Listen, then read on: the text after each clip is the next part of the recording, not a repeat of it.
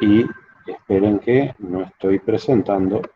Vamos a presentar, a compartir pantalla para la presentación. Profe, ¿le puedo hacer una consulta?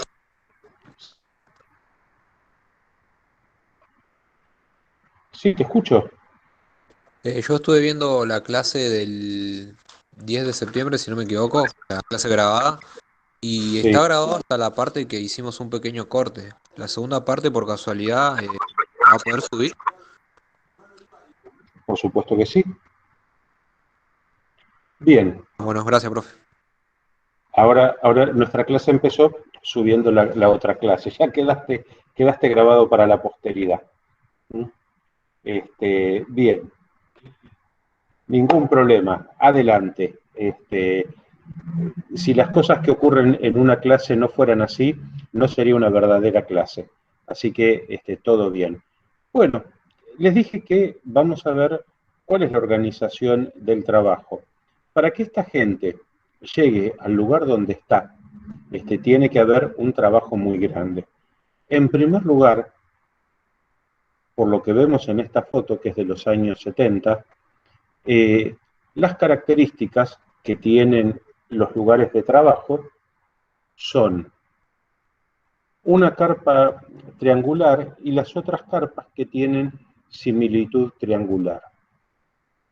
El solo hecho de pensar en estas carpas significa que hubo que probarlas, teoría de ensayo y error, eh, de acuerdo a los fuertes vientos que a veces tienen en las zonas heladas, se llaman vientos catabáticos, vientos que se aceleran por el frío, como lo vimos anteriormente. El frío genera viento y genera desplazamientos de vientos. El aire más cálido está en altura, los glaciares o la nieve lo enfrían, bajan y desplazan el aire que se encuentra en esas zonas a grandes velocidades. Para poder soportar vientos de 100 a 150 kilómetros por hora, las carpas tienen que tener poca resistencia al viento y de esta forma es que se eligió esta figura triangular con una manga para entrar y salir. Esta manga se cierra y queda del lado de adentro, entonces no hay cierres. Esto como para empezar a hablar de la organización del trabajo. Bien, las campañas antárticas tienen que ver con un plan de operaciones. El plan de operaciones surge de una planificación que se empieza a hacer 3 años antes, en donde todos los científicos presentan los proyectos científicos aprobados, la cantidad de personas que van a ir y los requerimientos de esas personas que van a ir. ¿Qué requerimientos son? Los lugares, la cantidad de días, requerimientos especiales, equipos de radio, equipos de primeros auxilios, alimentación, botes, esquíes, raquetas y todo lo que hace a, a las necesidades en ambiente extremo. El plan de operaciones incluye un barco, esto es el nombre del buque, el otro es el rompehielos Almirante Grisar, y los lugares a donde se va a visitar, ¿sí? Entonces, se sale de Ushuaia, se visita la base Giovanni, que se llama base Carlini, en las Islas Shetland del Sur. Aquí están los proyectos científicos que se desarrollaron en esa campaña antártica, en esta base. O sea, hay un montón de nombres que no los vamos a dejar, no los voy a explicar porque son muy técnicos, pero la capacidad científica es muy grande. Bien, para eso se necesita transporte, se necesita la carga. La carga se hace con estos cajones que son los adecuados para tomar de estas manijas que ven acá y transportar entre más de una persona, ¿sí? Estas son lanchas de desembarco playero, Estas lanchas son como las que han visto tal vez en alguna película de guerra, en donde esta tapa se baja y se descarga. En este caso, ya acá no hay carga, y esto que ven acá es un tanque cisterna. Esta lancha viene al lado del buque, y al lado del buque con mangueras se carga el combustible que va a ser utilizado durante todo el año en una base. Si no hay combustible, no hay energía. Si no hay energía, no funciona la base. Y el resto de la carga se sube o se baja con estos guinches, ya sea en estas lanchas o en los botes Zodiac con motor fuera de borda, que también sirven para trasladar a la gente desde el barco hasta la costa. Bien, se van a determinados sectores. Esto es lo que se denomina un refugio. El refugio permanece cerrado y solamente se abre cuando hay necesidad de utilizarlo. Como verán, no todo es nieve, hay zonas rocosas, estos verdes que se ve aquí son musgos, las zonas de desembarco son muy complejas porque estos son islas volcánicas y como toda isla volcánica no hay casi arena, directamente en esta isla no van a haber arena y hay muchas piedras, con lo cual se puede partir la hélice del motor fuera de borda. Hay que ir con mucha precaución y conocer bien el lugar donde se va. Esta es la primera base argentina, la base Orcadas, que se fundó en 1904, el 22 de febrero de 1904. Esta es la base Orcadas. La base Orcadas estuvo a punto de desaparecer por un tsunami. Las placas tectónicas, que son las placas continentales que están en la zona antártica, tienen fracturas y a veces se mueven, eso provoca terremotos, hay bastantes terremotos, es una zona sísmica importante en la Antártida, y a veces tsunami. Fíjense que hay algunas construcciones que están muy cerca del nivel del mar. Lo que salvó es que ese tsunami se produjo en un momento en que el mar estaba congelado. Entonces, como el mar estaba congelado, amortiguó la ola, y estos icebergs que están sobre la playa, fíjense que esto es una casa que debe tener 5 metros por 3 metros y 2 metros de alto, y compárenlo con este iceberg. Entonces, hizo que estos icebergs llegaran hasta esta línea, más o menos. Imagínense el tamaño de la ola y cómo el hielo atemperó e hizo que un tsunami no devastara la base. ¿Sí? De todas maneras, la casa principal es esta. Si el tsunami venía por esta caleta, hubiera sido mucho más complicada. Pero, por suerte, era de este sector y fue bastante tranquilo. Bien, acá vemos en operación los 3 niveles de desembarco cuando no se utilizan helicópteros. Habíamos visto lanzamientos desde aviones Ilyushin, que son aviones rusos, son los de mayor carga en el mundo, aviones Hércules, o helicópteros. Entonces, el lanzamiento a través de aviones o a través de desembarco. Entonces, estas son las condiciones que deben mantenerse. La forma de trabajo y el regreso al puerto de Buenos Aires. Después, bueno, otra de las etapas, se va a otras islas del norte de la península antártica. Esta es la base Cámara, es una base que solamente se abre en el verano.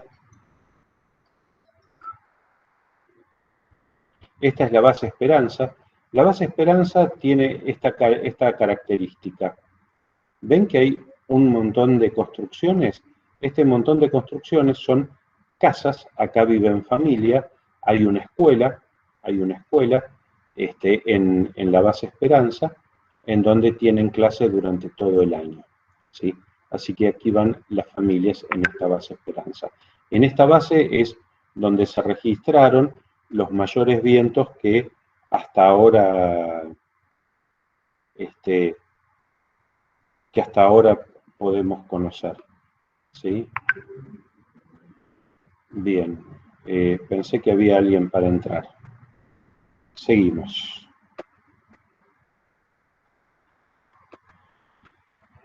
Seguimos. Bueno, esta es la base Esperanza. Bien, como se había incendiado el buque Irizar, se rentó este buque ruso, que era el buque Golovnin, de la Marina Mercante de Rusia, para hacer carga pesada y llegar hasta varias bases, e inclusive hasta la base San Martín, que está por debajo del Círculo Polar Antártico. ¿Sí? Este es el Círculo Polar Antártico. Bueno, esta es la base Marambio, esta es la pista de aterrizaje. Como verán, es una pista de aterrizaje de material consolidado, la isla es volcánica también, o sea que no podemos decir tierra porque no es tierra, pero es un material específico para poder consolidar una pista de aterrizaje. Estos son los campamentos que, como verán, son carpas, la gran mayoría carpas piramidales. No hay diferencia en el año 2000 con el año 70. ¿Por qué? Porque las carpas y el tipo de hilados de esos años son los mejores que se han conocido a nivel mundial. ¿Por qué? Porque son muy resistentes al viento, bastante impermeables y de mucha durabilidad. Aparte, la resistencia al viento es realmente muy grande. Fíjense que tienen un ángulo y por este ángulo es donde el viento desliza de abajo hacia arriba y el techo a dos aguas evita que la nieve quede arriba. Entonces, esto es muy importante para la gran cantidad de vientos que soportan estos campamentos. Lamentablemente, eran tejidos argentinos y en la época del 1 a 1, la empresa quebró. Se siguen manteniendo y reparando estas carpas y recién ahora se vuelve a poder recuperar el tipo de tela como la que en ese momento tenían las empresas argentinas. Este tipo de telas fueron reemplazados por telas chinas que, si bien eran mucho más baratas y más eficientes para campamentos de altura, los campamentos para escalar montañas como el Himalaya, el Everest, esas son para una noche, estas son por unos meses que están moviéndose en esta zona. Entonces, ninguna de esas carpas chinas dio resultado. Bien, esto es otra base. Esta es la base Esperanza. Esta es la base San Martín, la que les mostraba. Estos son los laboratorios de la base San Martín. Esto es como para que ustedes vayan teniendo idea la magnitud de lo que significa la Antártida, ¿no? Que es una gran parte del territorio argentino que está en una enorme disputa internacional. Muy grande la disputa, más de lo que a veces se imaginan por estas latitudes. Que no haya noticias no significa que no pasen cosas. Bien, se junta con el buque Canal de Beagle, el buque ruso, ¿para qué? Para hacer el traslado de la basura. De todo esto que fueron viendo de ida, de vuelta se junta la basura, nada de la basura puede quedar en la Antártida y se lleva hasta centros de procesamiento en alguno de los puertos de la Argentina sudamericana, y ahí se procesa. Esta es la forma del transbordo de los residuos. Pasan de este buque más grande a este buque que es un poco más chico y los repliega hasta el lugar de la deposición final para el tratamiento de todos los residuos domiciliarios y los residuos peligrosos. ¿Qué residuos peligrosos se producen en la Antártida? Restos de aceite, restos de nafta, baterías y algunas pinturas o solventes. Esos son los residuos peligrosos. No hay residuos nucleares. No se necesita procesar residuos nucleares. También hay cooperación internacional. Hércules, que es de la Fuerza Aérea Argentina, aterrizó en un aeródromo chileno y gran parte del personal argentino se repliega a través de un avión Hércules. ¿Sí? Esta es la base más austral que tiene Argentina, la base Belgrano 2. Aquí la gente pasó las temperaturas más bajas que pudo haber soportado las personas, temperaturas reales de 50 grados bajo cero. Con las temperaturas reales de 50 grados bajo cero, la ropa se pone dura como papel de lija. Esa es la sensación que describen los trabajadores y trabajadoras que han estado en esa base. Y por ejemplo, el agua es muy difícil de obtener, pero realmente muy difícil de obtener, porque está en estado sólido. Y el estado sólido es muy duro. Entonces es a pico y pala. Y el pico, con 50 grados bajo cero, hizo que la madera se achicara, se contrajera por el frío extremo, y la parte metálica del pico salió volando, y ahí está la organización del trabajo, que nadie tiene que ponerse atrás de la persona que está picando hielo, porque puede pasar esto. A ver qué, ahí está. Porque puede llegar a pasar esto. Esto es un globo para medir el agujero de ozono. Con esto nosotros tenemos idea de la magnitud del agujero de ozono y cuál es la radiación ultravioleta que puede pasar y que puede afectar a través del agujero de ozono a la gente que se encuentra no solamente en la Argentina antártica, sino también en la Argentina sudamericana. O sea, Argentina es un país bicontinental. Gran parte de su territorio está en Sudamérica y gran parte de su territorio está en la Antártida. Bien. Y aquí se hizo el relevo de la dotación con aviones. Se sale de Ushuaia y se llega hasta este lugar que se llama Patriot Hills. De Patriot Hills se va en un avión con esquíes hasta la base Belgrano. Este es el avión ruso, el que yo les decía, el Ilyushin 76, que tiene una capacidad de carga enorme. ¿Sí? Es uno de los más grandes. Y tiene capacidad, en Patriot Hill hay algo que se llama hielo azul. El hielo es tan duro que no se necesita una pista de aterrizaje. Se necesita retirar la nieve superficial, que son unos pocos centímetros, y después hay un glaciar que es lo suficientemente duro para que aterrice esta bestia. Y justamente esto que está aquí son ventanas que le permite a una de las personas sentarse en este lugar e interactuar con el piloto por los temas de aterrizaje.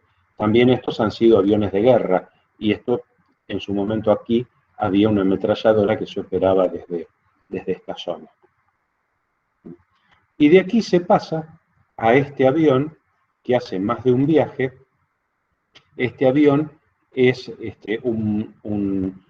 viejo DC-3, ahora se llama Butler, tiene esquíes y es uno de los que mejor se adapta a este tipo de superficies.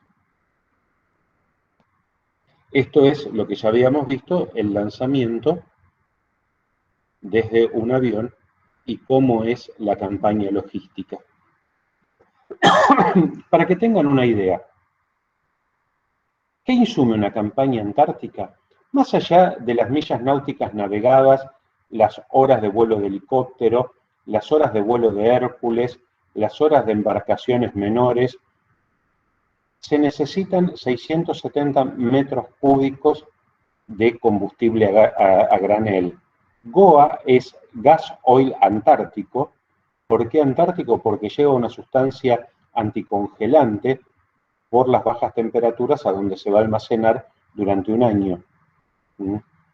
una tonelada 1.400 metros cúbicos de carga general y frigorizada. O sea, empiecen a saber que un metro cúbico es un volumen muy importante, muy importante. Tambores de combustible de 200 litros, tubos de gas, tubos grandes de gas, estas son las cantidades, y los residuos, 600 metros cúbicos. O sea, el residuo impacta mucho respecto a la carga general, que básicamente son alimentos. Por eso no vuelve tanto, vuelve un poco más de un tercio de lo que se transporta. Bien, estos son los medios navales que se utilizaron en esa campaña antártica, los medios aéreos. Este es un helicóptero que tiene doble rotor porque no tiene hélice en la cola. Este es un helicóptero ruso. Este helicóptero ruso, al no tener un rotor en la cola, puede llevar una linga más larga y transportar carga a mayor distancia del helicóptero, lo cual favorece mucho la operación, porque en un helicóptero con rotor de cola se puede soltar la linga, se enreda en el rotor de cola y ahí hay un problema bastante serio. Y el otro medio utilizado es el avión Twin Otter. Este avión Twin Otter, un avión de 9 plazas, está en la base Marambio permanentemente y tiene esquíes que le permiten aterrizar en la nieve, o si no hay nieve, se levantan y aterriza con tren convencional en alguna de las pistas que tienen capacidad de tren convencional. Estos son los otros medios que ya les dije, y estos son los residuos que ocurren, los residuos que se replegaron. Ahora bien, más allá de lo que uno planifica, está lo que uno no planifica y son contingencias. Esto es una foto que nos habían mandado oportunamente de manera satelital de lo que hizo un enorme temporal con un refugio argentino en una zona prístina, en una zona donde hay nidos de pingüinos y donde se tiene que dejar el ambiente tal cual uno lo tuvo. Esto es el refugio de Puerto Neco. Y este refugio así quedó la zona después de la limpieza que hizo Argentina de esta zona por este acontecimiento fortuito que hubo. ¿Sí? Bien, en ese momento también hubo visitas a otras bases que están en el sector antártico argentino. De España, de China, de Brasil, de España esta es otra de Chile, una de Corea del Sur, 15-, otra de Chile, una de Polonia, Artovsky, y una de Uruguay, Artigas. Hay muchas más bases, esto se los mostré. Y también la prefectura argentina aportó un velero, un motovelero, o sea, tiene motor también, para hacer actividades científicas en lugares donde no pueden entrar los grandes buques y no llegan las embarcaciones menores. Por eso también el transporte a vela. Utilizamos también otro buque de la prefectura, que es un portacontenedores también para hacer tareas menores. Y bueno, hubo muchas actividades que se hicieron con estos buques. ¿Y qué hacíamos? Nosotros lo que hacíamos era, esto también tiene que ver con la organización del trabajo. O sea, hasta ahora hice una descripción y les hice un relato. Ahora vamos de lleno al punto que más nos interesa a nosotros, porque es higiene y seguridad de lo que estamos hablando. Entonces, tenemos que saber, la gente que dependía directamente de la dirección en la cual yo estaba como director, era temas que no aparecieron en este informe.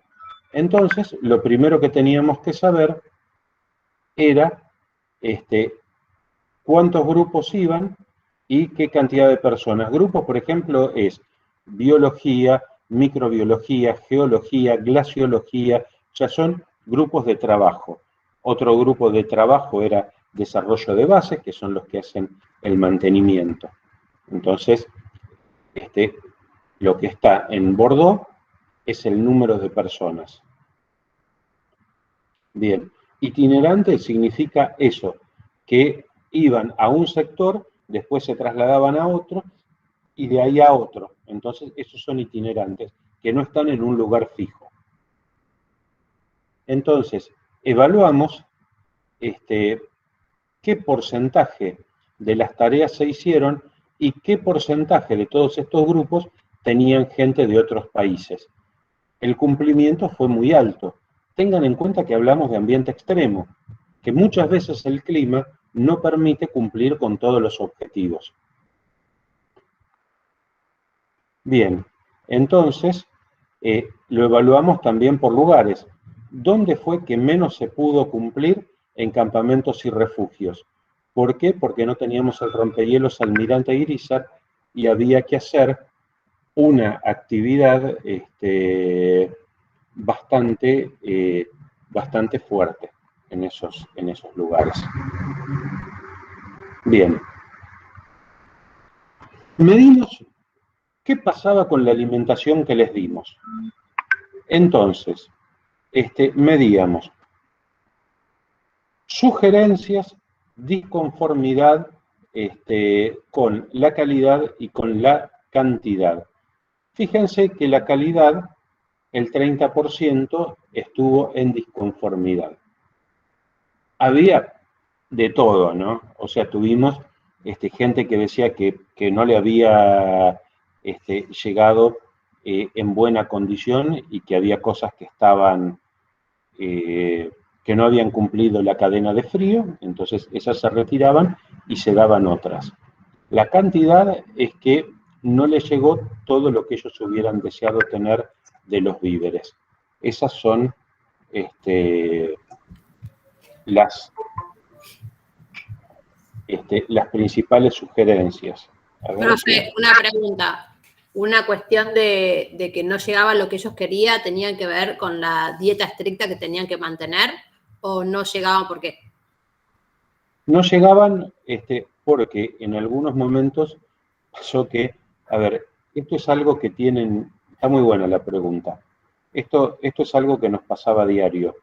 Muchos proveedores jugaban a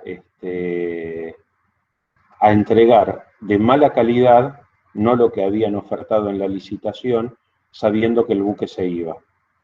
Entonces, hay productos de primera necesidad que no quedaba otra que aceptarlos y después descalificarlos para futuras licitaciones. Esto es lo que se daba, el buque salía en diciembre y esperaban al último momento para entregar, porque también, como la provisión era por un año, teníamos que tratar que entregaran lo más cercano a la salida del buque por las fechas de vencimiento de los víveres que se le daban. Entonces, algunos directamente no los entregaron por temas de comerciales, que consideraban que la inflación iba a ser grande, entonces preferían no entregar esos víveres. O sea, eran temas realmente muy complejos para poder manejar. Y sí, correspondía a esos. También tuvimos gente que se quejaba porque la canela era de mala calidad. Bueno, listo. Yo no soy un gran catador de canela, pero bueno, teníamos a alguien que se dedicaba a hacer ese tipo de cuestionamientos. Pero, no obstante, cuando nosotros teníamos una disconformidad, llamábamos al referente del grupo para que nos dijera qué problemas había tenido. Entonces después se evaluaba individualmente. En los grupos itinerantes, la calidad y la cantidad fue pareja. ¿Mm? O sea, perdón, todas las observaciones fueron parejas. Había que agregar víveres en la mayoría. ¿Mm? La calidad no era la esperada. Lo mismo con los campamentos y refugios. ¿Y esto por qué? Porque justamente lo que les acabo de decir, las cosas llegaron tarde. En las bases no fue así porque las cosas, hubo una segunda etapa y se pudo mandar el resto de los víveres en esa segunda etapa. Entonces, algunas cuestiones tenían que ver con la calidad de los elementos. Y en las bases permanentes sugerían agregar víveres. ¿Pero qué víveres sugerían agregar? Esto es lo interesante, vegetales. Vegetales supercongelados, que fue lo que no tuvimos. Esto les estoy mostrando una de las campañas más atípicas que tuvimos, porque fue al año después que se incendió el rompehielas Almirante Irizar. Pero lo importante es mostrarlo esto, y mostrar para qué sirve, porque esto se pudo corregir al año siguiente. Entonces, no solamente hay que mostrar lo bueno, sino también tenemos que mostrar y tenemos que atender lo que nosotros llamamos lecciones aprendidas. Si uno no aprende de las dificultades que tiene, es un negligente. Esta es una cuestión que nos habíamos planteado en ese momento.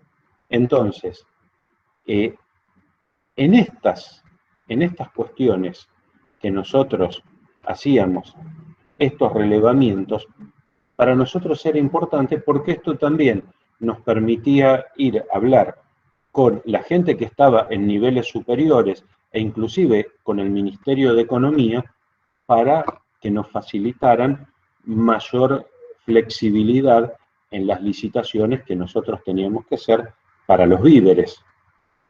Entonces, cuando uno planifica, tiene que planificar esto. Y esto sí también les compete a ustedes. Estas son condiciones de trabajo. Y esto pasa en el ambiente extremo. Yo acá les muestro la Antártida porque es la zona en donde yo les puedo hablar en primera persona. Pero lo mismo pasa con los que tienen que ir a los campamentos de vialidad nacional. Pregúntenle a la gente que trabaja en el campo, los jornaleros, cómo viven y cómo comen. Entonces, seguramente les va a dar totalmente distorsionado esto. Pero estas son condiciones de trabajo. Esto es CIMAT. Bien, lo mismo hicimos con los vestuarios. ¿Sí? Medíamos si el vestuario estaba bien o el vestuario estaba mal. En general, más del 50% dijo que estaba bien. Después vimos dónde se daban los mayores disconfortes o disconfort, y fue en las bases permanentes y en las bases temporarias. Donde más nos interesaba era acá, en los grupos itinerantes y en los refugios. ¿Por qué? Porque son los que están más expuestos a la intemperie, los que duermen en carpas. Entonces, claro, a ver, no es que no nos importe lo que pasa acá. Acá sí nos importa, pero acá se nos mueren. Acá tienen cómo mejorar. Bueno, también esto fue atendido y fuimos cambiando. Entonces, también medimos cómo se sintieron respecto. Todo esto es muy subjetivo, A ver, esto es muy subjetivo, pero no tenemos una forma más objetiva de medirlo. Así que nosotros medíamos respecto a los servicios de comunicación cómo había funcionado la radio, las comunicaciones por radio, no solamente con el continente, sino con los handys para comunicarse de persona a persona en trayectos cortos. ¿Cómo era la calidad de Internet? A ver, calidad de Internet. Ustedes van a una base antártica y pueden estar 5 minutos viendo cómo gira el redondelito hasta que se puedan conectar o bajar un dato. ¿Por qué? Porque es conexión satelital, entonces el ancho de banda es muy poco. Y sí también había telefonía. ¿Qué telefonía? Les dábamos teléfonos satelitales, sobre todo a los grupos que van a campamentos, a refugios, y los grupos itinerantes, que iban con teléfonos satelitales. Profe, sí. Una pregunta. ¿Este tipo de evaluación o recopilación de datos lo hacían mediante qué? ¿Encuestas? ¿O llenaban formularios? ¿O les preguntaban? No, encuestas por formularios escritos. El formulario era un documento, porque ese documento es respaldatorio de el presupuesto que pedimos a futuro. Ok, ¿cada cuánto lo hacían? Una vez al año, que es cuando la gente volvía de la Antártida. La gente vuelve de la Antártida entre febrero y abril. Entonces ahí los agarrábamos y les pedíamos en caliente que contestaran esto. Muchas gracias.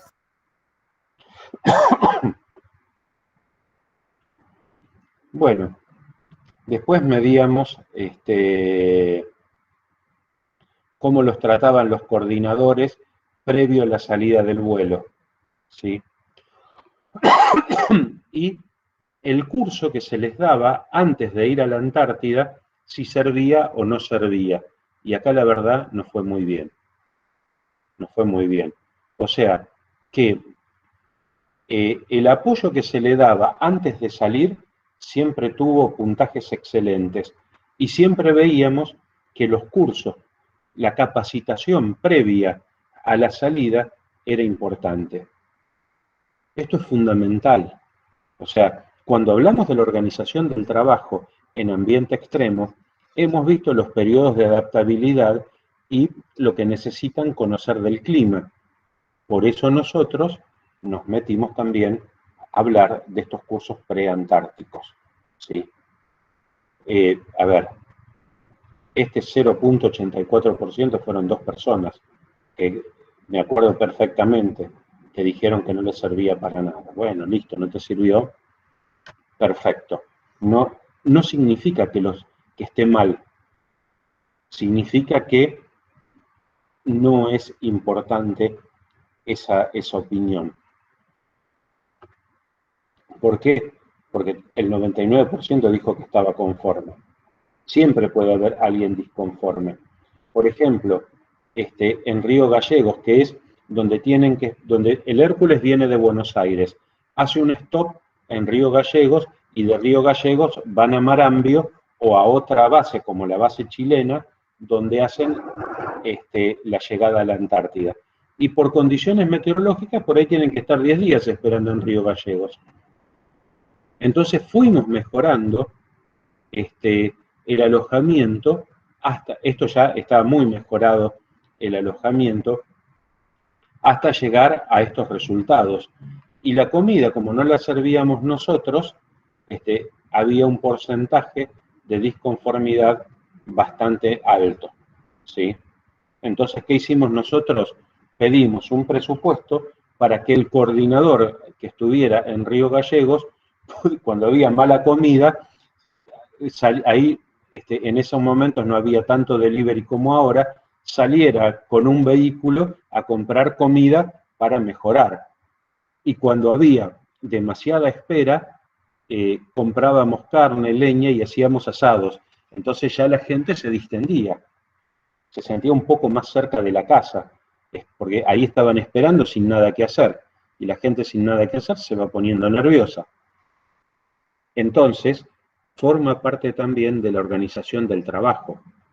En estos casos, donde hay imprevisto, ¿cómo sostener la cuestión anímica de las personas? Es fundamental esto. Y sobre todo cuando es en gran cantidad. Entonces, constantemente te preguntábamos estas cuestiones, ¿sí?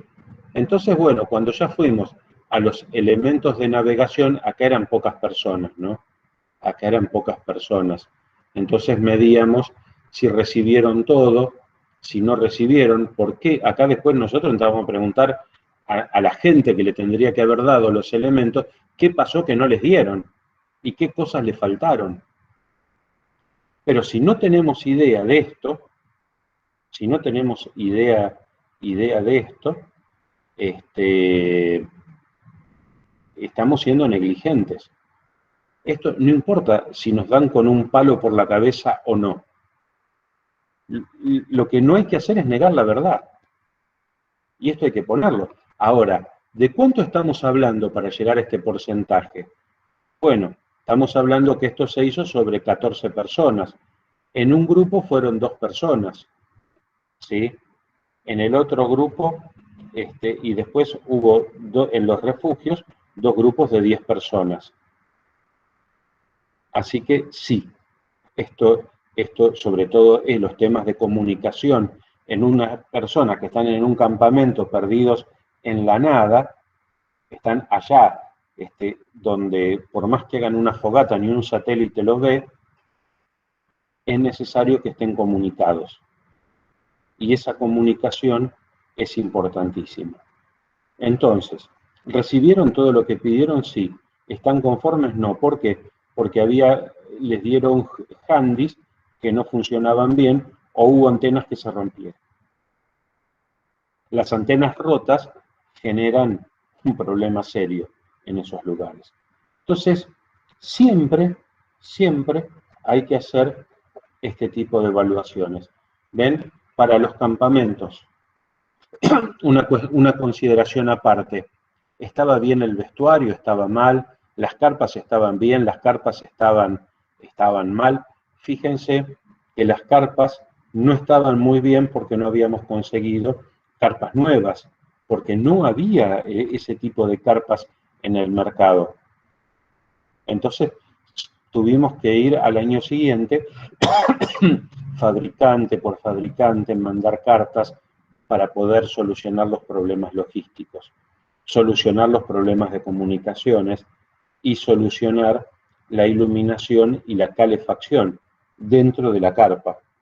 ¿Qué logramos comprar? Caloventores para 12 volts, que eso es lo general, porque, a ver, antes se calentaban con el sol de noche, con algo a querosén. Si eso, o el calefactor a querosén o alcohol, se llegaba a caer, se morían quemados. Entonces, qué mejor que darle algo a batería para 12 volts, que uno lo carga, calienta un poco, hasta que ya están dentro de la bolsa de dormir. La bolsa de dormir es de duvet. Duvet es la pluma del pecho de ganso, o algo similar al duvet, ahora ya es artificial, que de acuerdo al grosor, de acuerdo a lo que pese, es la cantidad de calorías que mantiene en el cuerpo de la persona. Y esa bolsa de dormir no es la que ustedes conocen, porque se cierra hasta acá y después se pone una capucha que lo único que deja fuera es la cara. Entonces, literalmente parecen gusanos, ¿sí? ¿Vieron el gusano cuando está ahí adentro del capullo, que después se convierte en mariposa? Bien, es así. Bueno, después insumos para montañistas y varias cosas. Les damos vehículos, motos de nieve y vehículos 4x4, cuatriciclos, básicamente. Entonces todo se evalúa. El combustible, el vehículo, algunos elementos varios, montañismo, y esto. Estos son los cursos preantárticos, son los cursos de capacitación que se le da a la gente en conjunto con la gente del ejército. Esto se hace en Cabiahue, ¿sí? Esto se llama técnica polar, cordillera de los Andes, Neuquén, ¿no? ¿Cómo armar las carpas? ¿Ven? Estas carpas no son muy útiles en la Antártida. Están buenas para entrenar y todo eso, pero estas carpas duran nada. La acumulación de nieve hace que empiecen a gotear, que se rompan, que se resquebrajen las estructuras. Esto es la técnica de iglú, cómo se construye un iglú, para que puedan vivir dentro del iglú. Se probó esto, que es una tecnología argentina, cómo puede hacerse un refugio desmontable. Esto es rápidamente construible.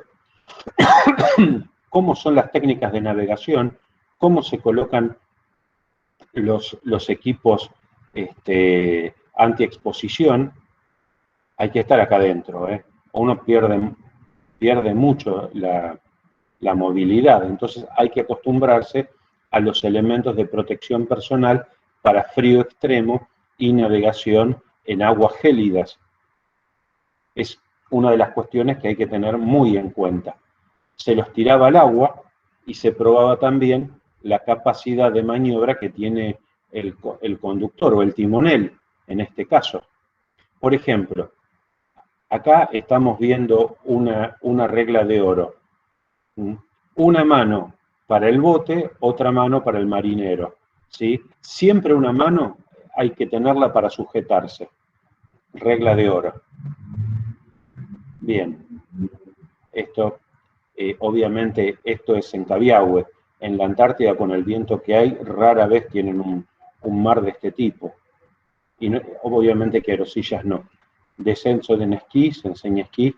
Y esto es cómo se transporta carga o cómo se transporta un herido, para que no haya sobrecarga en una persona.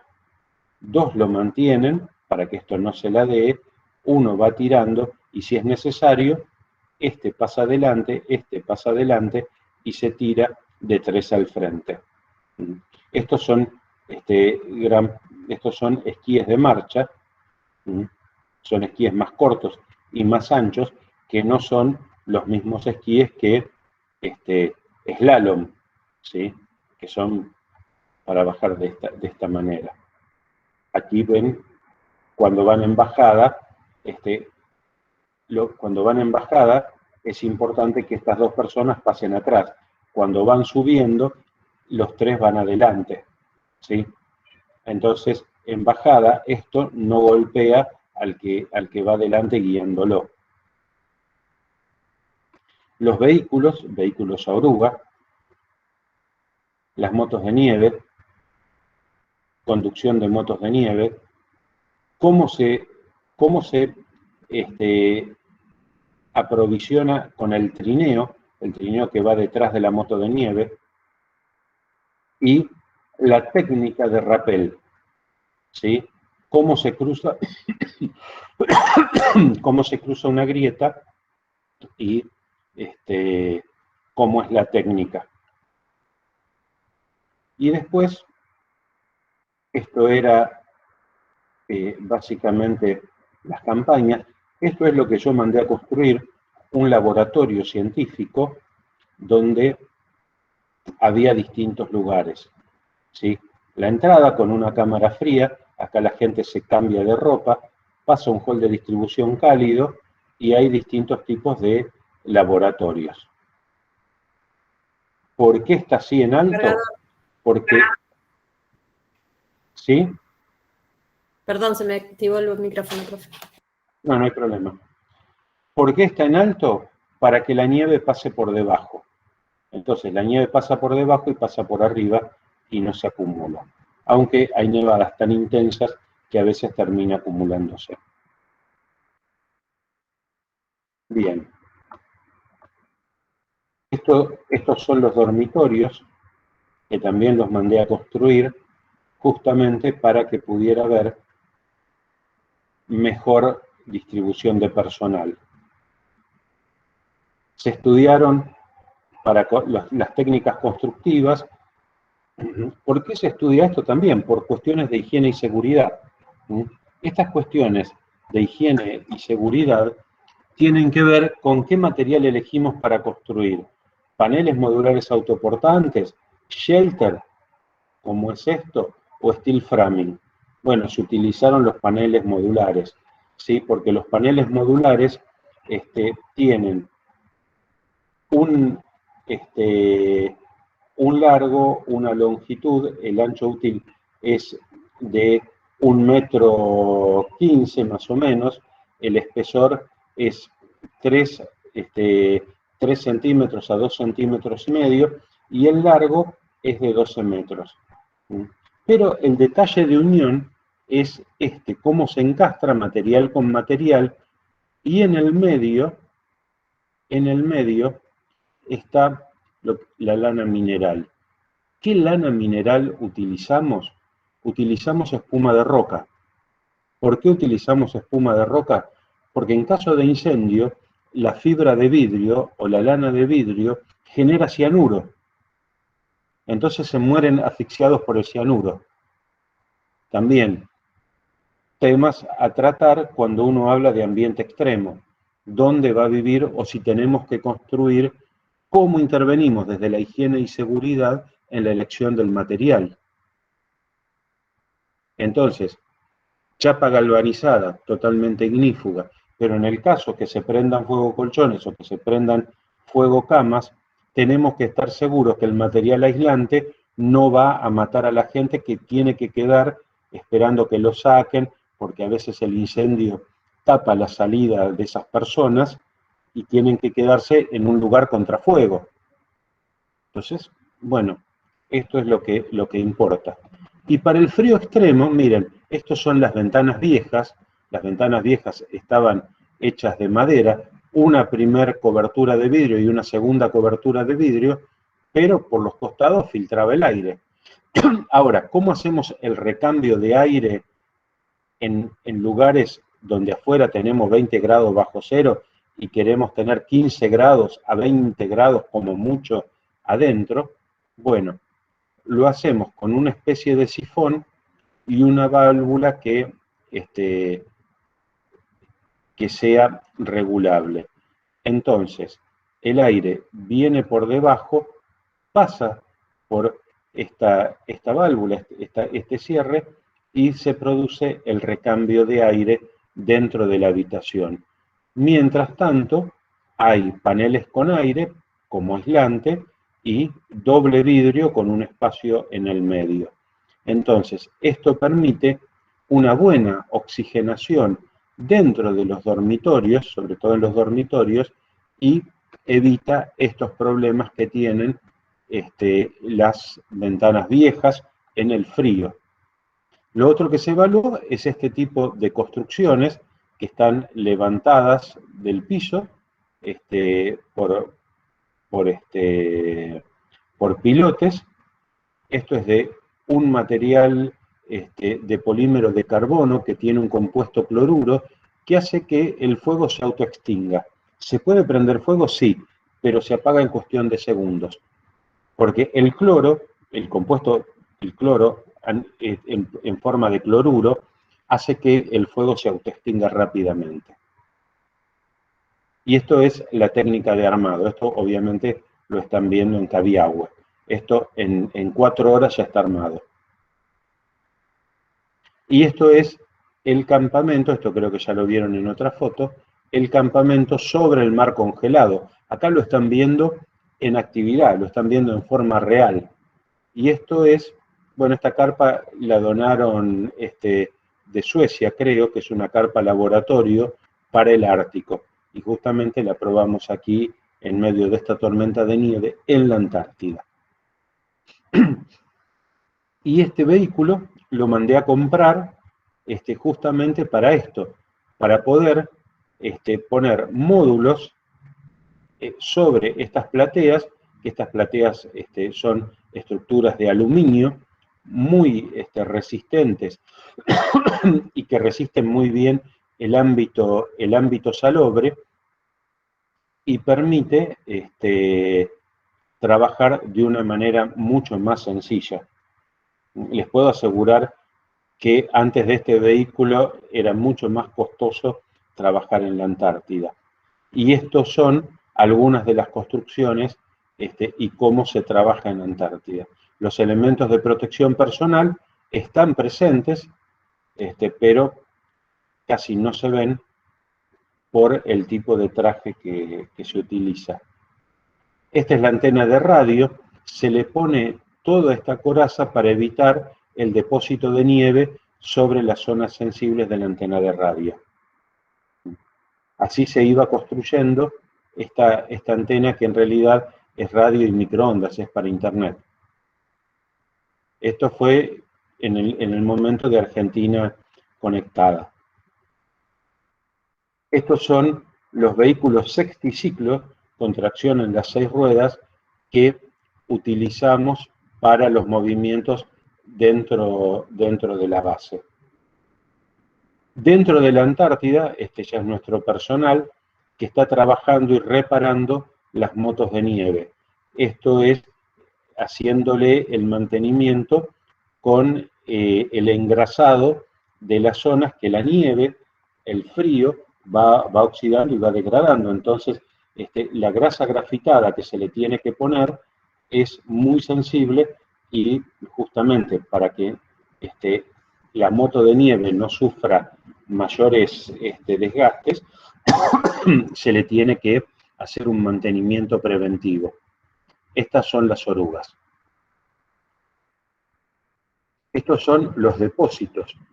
Porque ahí no hay una ferretería que esté abierta un domingo para ir a comprar clavos si no tengo clavos. Lo que no hay, no existe, es imposible. Si no hay, hay que adaptarlo.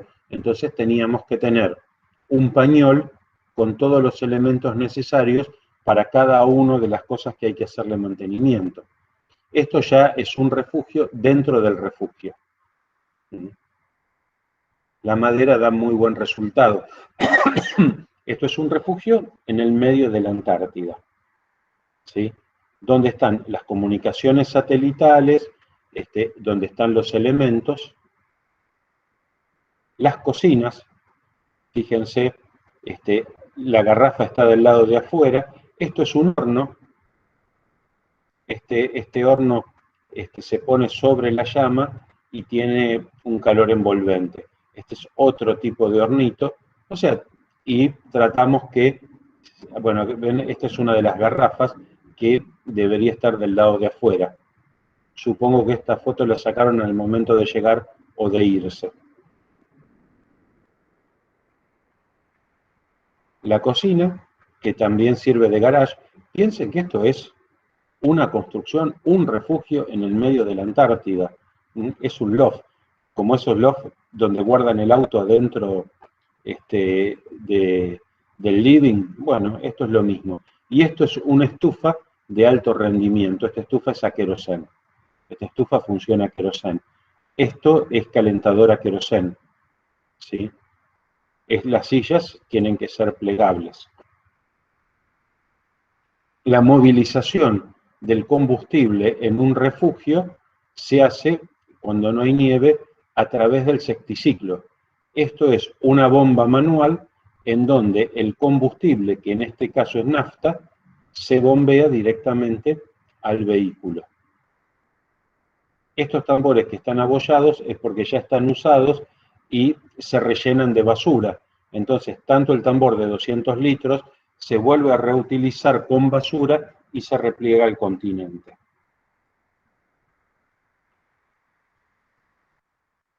Y esta es cómo se trabaja, creo que esta la vieron la clase pasada, en las construcciones y en la ampliación de este refugio.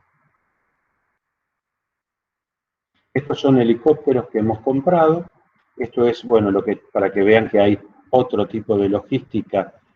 Un Hércules con esquíes que solamente lo tiene Estados Unidos y no se lo vende a ningún otro país del mundo. Esto es perforación hacia,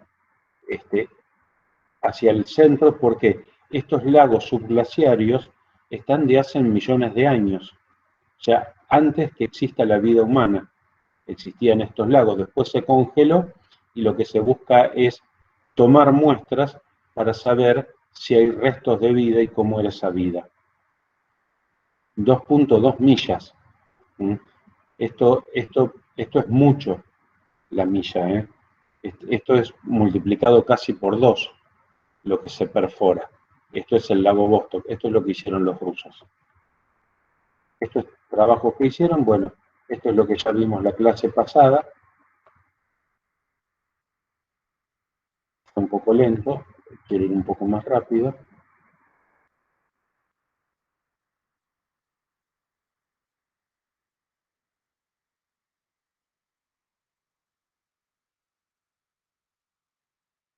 Y acá terminamos. Acá terminamos la clase sobre Antártida. ¿Tienen alguna pregunta que hacer? Sí, profe. ¿Cuánto tiempo lleva la capacitación?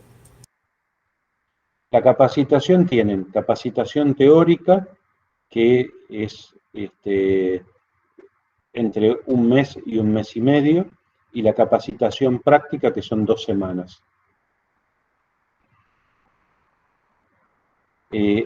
Hay otro tipo de capacitación que dura 1 año, que eso lo utilizan los militares, pero básicamente ese año los tienen trabajando con cosas que no son de la capacitación,